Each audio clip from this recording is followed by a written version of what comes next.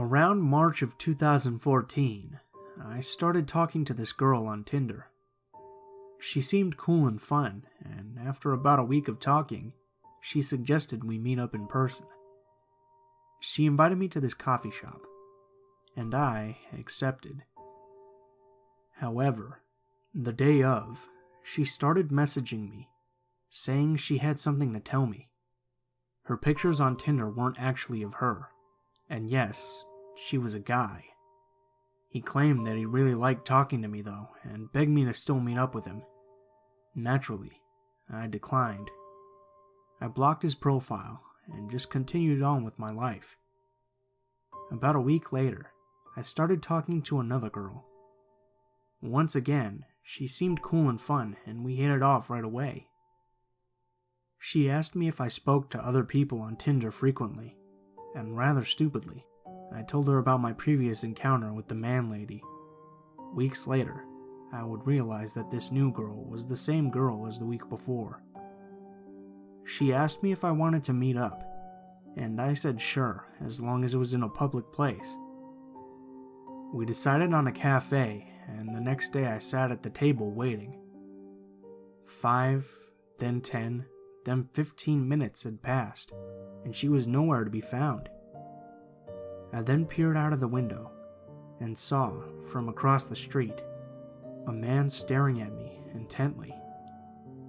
I looked away, waited a few seconds, and looked back, but he was still just standing there, staring. At that point, I left the cafe, got on my bike, and booked it home. I was definitely a little freaked out, but tried to pull myself together and reasoned that no one could have followed me. Then I deleted my Tinder profile, and things were normal for a few weeks. About 3 weeks later, I started getting these phone calls. The numbers always showed up as unknown. I picked up the first few times to some guy breathing heavily into the phone. I was already a little freaked out. After about a day, I stopped picking up any call unless it displayed the caller's name. Then, I started receiving texts. At first, they were all pretty harmless. Calls for attention, begging me to meet them in person. Then, it changed to very sexual texts, until eventually the messages became threatening, and whoever was messaging me started throwing out my family and friends' names and their whereabouts, saying he or she would get them involved unless I answered. Because they were texting me, I could see a displayed number, but when I called phone providers, they told me the number couldn't be traced and that it was likely a track phone. Great. I waited about 2 weeks, not responding to the text, thinking I shouldn't feed the troll, but eventually, it just became too much. I started getting upwards of 50 texts and phone calls a day. I would wake up to 10 or 20 texts every morning.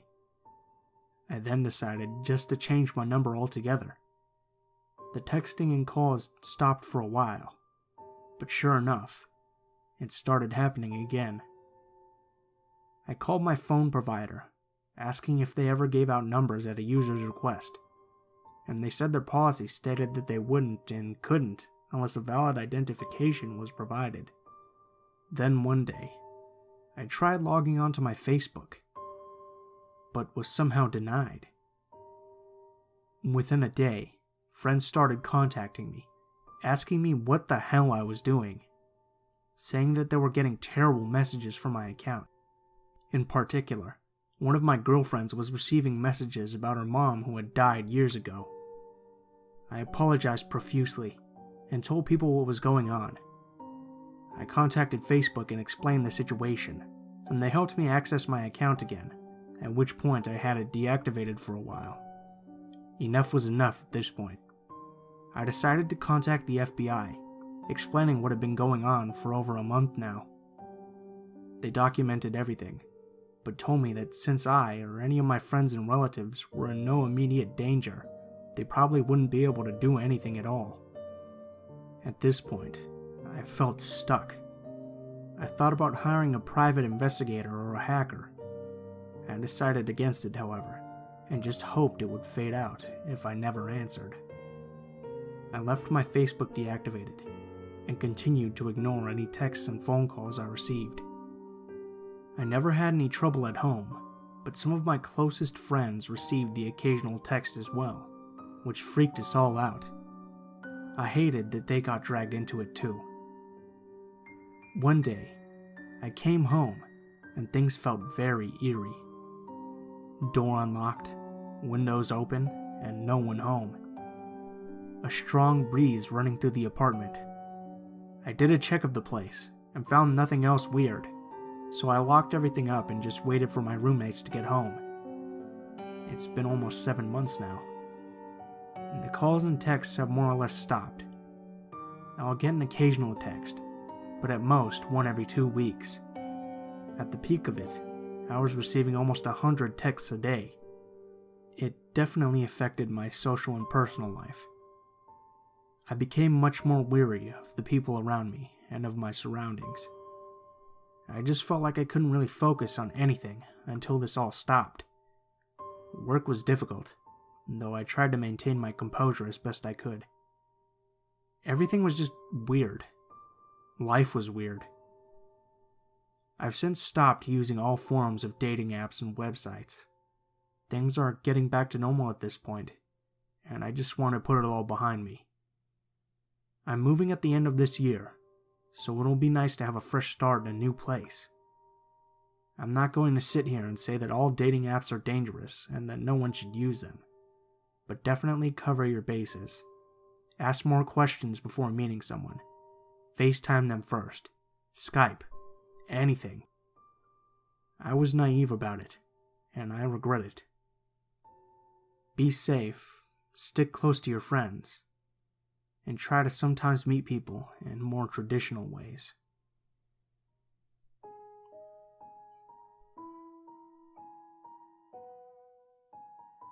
Let me preface this by saying that this story happened when I was a lot younger and less worldly wise about the creeps of the world. Had I known what I know now, this story would have ended before it even began. This story begins when I, a 16-year-old girl, got bored one day and decided to download a version of the Tinder app. After a couple of swipes, a guy's face popped up, and what intrigued me was that he didn't have his name in his profile. Think MS Park instead of Mark. Now, he didn't seem like a rapper, so I swiped right out of curiosity. We matched straight away and began talking. Just your average run-of-the-mill conversation. What do you do for fun? Been to any parties recently? That kind of thing. After a bit of digging, it emerged that he went to the school at the bottom of my road, so we arranged to meet that weekend. At this point, I didn't even know his name, but felt too awkward to ask it after we'd been talking for all this time. Saturday came, and Mark turns up about 20 minutes late. He's carrying a rose, presumably to make up for the fact that he's only around 5'2", which had been cleverly omitted in the photos he'd posted. I'm not usually into short guys, but I humored him, and we went and sat in a park in the town center to talk. We talked for about 2 hours about everything and nothing at all, until Mark asked me if he could be so bold as to kiss me. I was flattered, but declined. He persisted, saying that it was very important, until I lost my temper finally and asked him why. He explained to me that he suffered from sex-based migraines, and if he was deprived of sexual contact for too long, he would get an excruciating headache that would render him immobile for 48 hours. Although I was naive, I wasn't stupid enough to believe this nonsense, but wanted to get home quickly after this meeting had turned sour. I leant over, gave him a quick peck on the cheek, and hurried away into the piercing parlor across the road, where the owners knew me and talked with me for an hour until I felt secure enough to get the bus home. I thought that this would be the end of the encounter, and traveled home calmly. Me and my mother have never had a strong relationship, and I didn't want to really talk to her about it. So when she asked about my day, I just brushed it off and said I had met a friend for lunch. After dinner, I went upstairs to my room and pulled out my phone. My stomach dropped. There was a Snapchat notification from MS Sparks. My username must have been on the profile I set up on Tinder. How stupid of me, I think back now, for I could have avoided a good many unsolicited dick pics otherwise. I gingerly opened it. It was a 10-second video of him lying on his bed at home, looking dazed and confused. The caption, "Look what you do to me." I realized that he was actually faking a migraine and filming it to send to me. I blocked the account and sat watching TV for a while. No harm done, I thought. Wrong again. From knowing where I went to school and the fact that I have an unusually spelled first name, a friend request came in from Mark a couple of days later. I declined, but he just sent it again. I was a little weirded out, but he seemed to have mutual friends with me, and from his profile, I could learn more about him, i.e., how to avoid him. The messages started pouring in, starting with, "I really enjoyed today. Hope we can see each other again soon," and ending with such gems as, "I need you, insert my name here." I laughed and just blocked him again. One day, as I was catching my bus to school, a familiar face smiled at me from the bus stop. It was Mark again, this time with his friends. I wasn't suspicious, as my bus stop was opposite his school, and I vaguely knew one of his friends, so I smiled, talked, and made pleasantries until my bus came. This was to be the first of many encounters with Mark, all of which I brushed off as a coincidence, since he lived and went to school in the same part of town I did. The last encounter I had with Mark was on my way to meet a friend. The week before, I had severely twisted my knee playing netball and was struggling to walk from my bus stop to where my friend with a car had arranged to meet me. As I turned around the corner, who should appear but Mark, smiling widely and greeting me with a wave. He asked what had happened to my leg. I told him it had been a netball injury. He asked where I was going. I told him I was meeting my friend. He asked what time I was going to meet her, and at this point I just said in about an hour. He said his house was right around the corner, and putting his hand firmly on my lower back, he offered that I could wait there with a cup of tea until my friend came. I tried to protest, saying I would be fine waiting in a cafe, but Mark insisted and half-guided, half-pushed me to his house. When we got in, I asked if I could use the bathroom, to which he said yes and showed me to. I texted my friend after locking myself in there, and said that a guy I vaguely knew had let me wait in his house and she could come pick me up from there. I didn't tell her the whole story, as I didn't want to worry her and or have her phone my mother, with whom I would have met a worse fate than with Mark. Mark then knocks on the door, asking if I was okay. I said yes, but that I'd be a couple of minutes, and he agreed to wait downstairs for me. When I let myself out of the bathroom, I walked downstairs to find Mark lying motionless on the floor of the living room/kitchen. I panicked, thinking something had happened to him, and went to check his pulse. As I reached down, his hand shot out to feel my breast through my shirt, and he weakly croaked out, "Need release." I batted his hand away, and tried to stand up to get him a glass of water. "Need you," insert my name. "Feel me." His trousers, which I hadn't looked at until now, were unbuttoned and he was stroking himself, eyes now open and locked on me. I freaked out. I ran up the stairs and struggled with the lock on the door, hearing his slow footsteps getting closer. Just as I was opening the door, his voice called out from the other end of the corridor. "Could you at least clean my oven then?" I whisked the door open and slammed it behind me, almost in tears at both the pain in my knee and the sheer weirdness of the situation.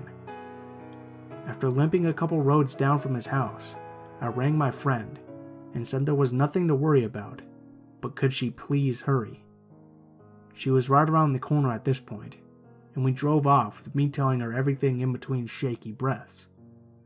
The weirdest thing about this whole story? A couple of days later I ran into Mark again. He acted as if nothing had happened that day, offered me some gum, and then caught a bus from my bus stop.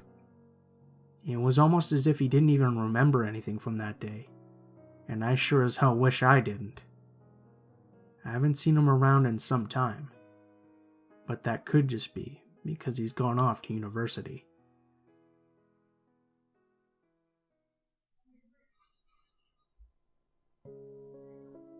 I met Trent on Tinder in October of 2014. He seemed to be my type. Tall, slender, the very definition of twink. It's hard to find many feminine gay guys in the boonies of Oklahoma, so I swiped right. We started talking and set up a date. Everything was amazing for the first couple of months, until the end of the semester, when my roommates moved away. That was when he came to spend some time with me during winter break. When I started wanting to spend some more time with my family for Christmas, Trent decided to let me know that he couldn't go home because he had cut ties with his family. This was a huge red flag if I had ever seen one. But I decided to try and help him find a place to stay and then break up with him. I didn't want to make him homeless. By the time the break had ended, Trent had enrolled at my university and was staying across the hall from me.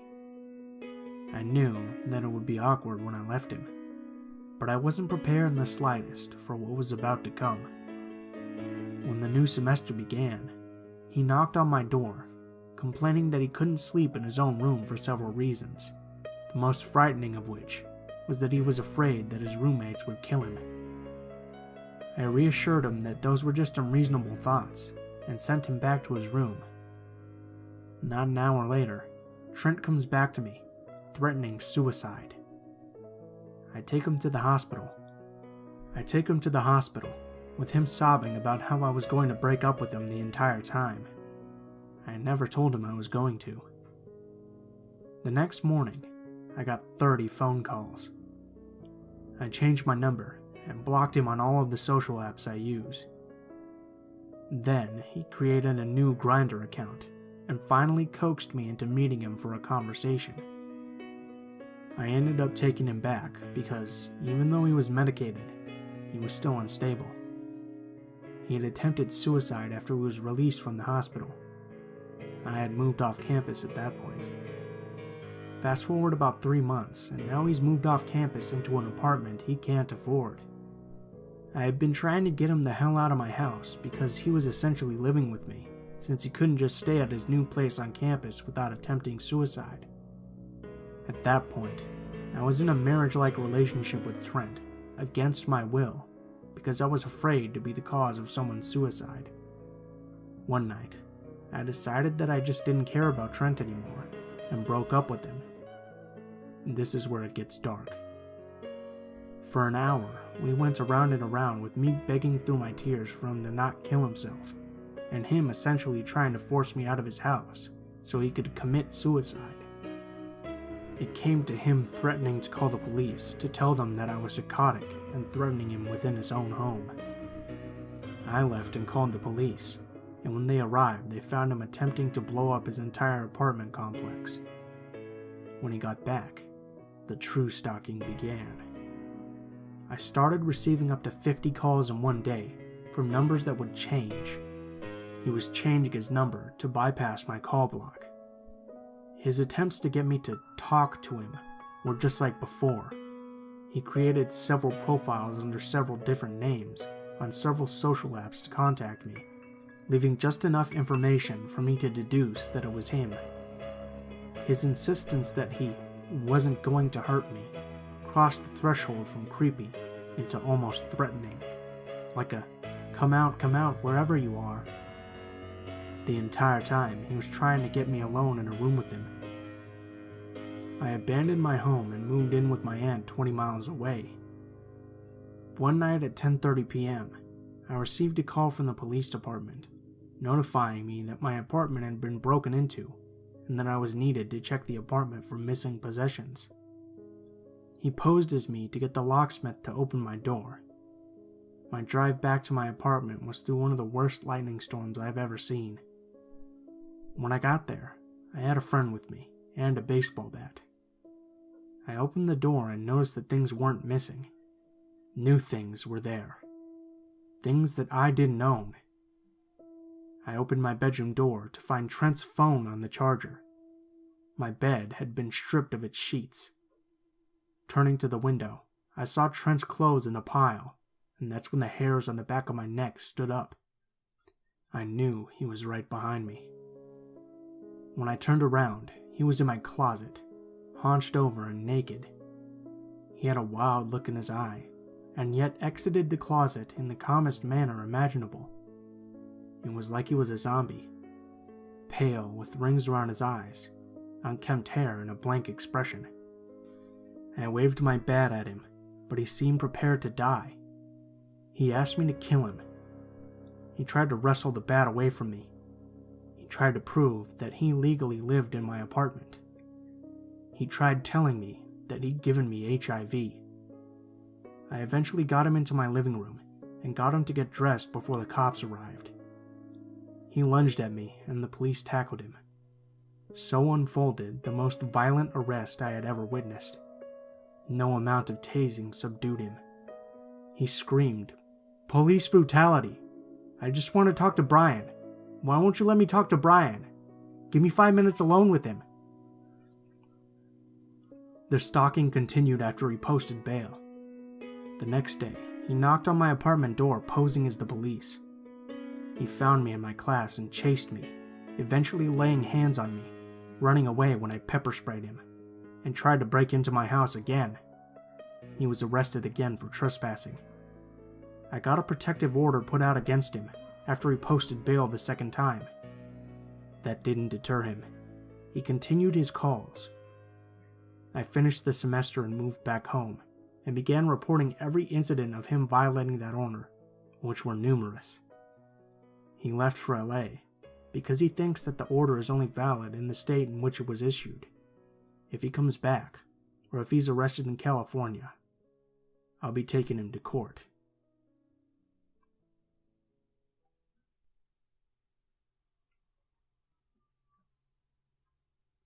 What's up, guys? Blue Spooky here. I just wanted to thank you guys all for watching, especially if you made it this far to the end here. If you enjoyed the video, please feel free to like or leave a comment. If you have any stories that you'd like to send in, or if you have any stories that you'd like me to read, feel free to send me a message on any of my social media accounts. All of the links will be in the description below. This includes my Twitter, Facebook, and Gmail. So just go ahead and send me a message on there, and I'll try to respond as quickly as possible. If you guys have any constructive criticism, please feel free to leave it in the comments below, as I'm always looking for new ways to improve the channel. Thank you guys so much for watching, and I hope you guys have a great day.